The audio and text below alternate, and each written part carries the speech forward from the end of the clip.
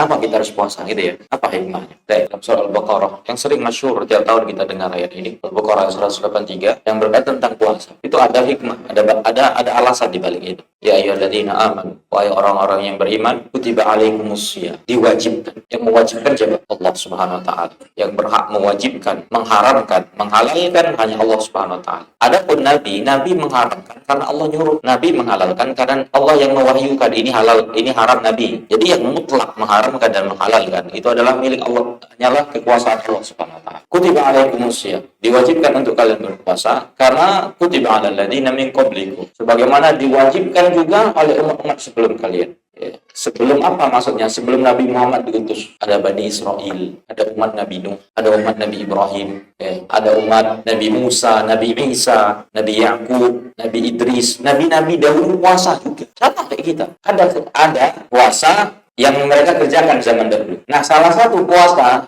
yang dilakukan oleh Nabi terdahulu dan berlaku di syariat Islam, puasa apa? Nabi Daud. Bagaimana puasa Nabi Daud? Karena yasumu yauman wa yuftiru yauman. Nabi Daud itu puasa satu hari, berbuka satu hari, berpuasa satu hari, berbuka satu. Sampai kapan? Sampai akhir tahun. Terus kayak gitu, puasa terus. Di akhir hayat baru Allah Subhanahu wa taala katakan la'allakum tattaqun, agar kalian berpuasa. Jadi hikmah puasa. Kenapa kita disuruh puasa? Tujuannya bertakwa. Dan subhanallah, bertahun-tahun sampai hari ini, setiap bulan puasa, mulai dari kuantitas maksiat nurun sampai artis-artis yang gambar aurat ketika Ramadan penampilannya sudah. Artinya kan untuk aurat juga kan? Ya, nanti mulai ada sinetronnya dirubah religi. Ya, khusus di Ramadan aja deh. Di awal hilang religi lagi, ya kan?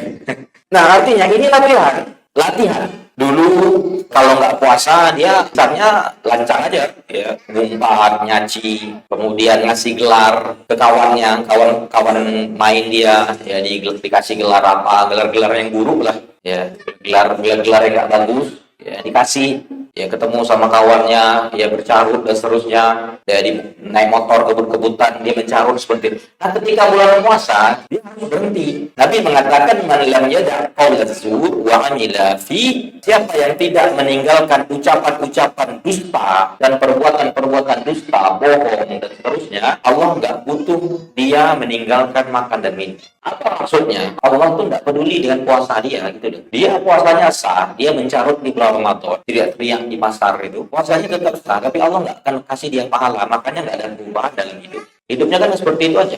Ketika masuk Ramadan kayak gitu juga. Padahal kesempatan Ramadan untuk berhenti. Kebiasaan teriak-teriak, kebiasaan buruk, kebiasaan nengok maksiat di luar bulan Ramadan. Pas di bulan Ramadan dia harus berhenti seharusnya. Masuk nih, udah mulai puasa, dia habis subuh udah lagi biasa buka HP nengok yang haram-haram itu, nengok aurat wanita, ya dangdutan, joget apa. Ketika Ramadan habis sahur nih, habis sahur berhenti dah, jangan lagi. Itu seharusnya. Bahkan dulu sampai anak-anak kecil dulu, dia tangan dan menyatu dengan kantinya karena puasa ya kan. Tunggu ya kayak maghrib kata dia. Ini latihan untuk kontrol emosi juga. Jadi banyak hikmahnya. Hikmahnya sangat banyak. Kalau kita mau sebutkan satu-satu hikmahnya, tapi yang paling utama agar kita bertakwa kepada Allah Subhanahu wa taala. Apa itu takwa? Ngerjain perintah, sholat, zakat, puasa, haji kita kerjakan.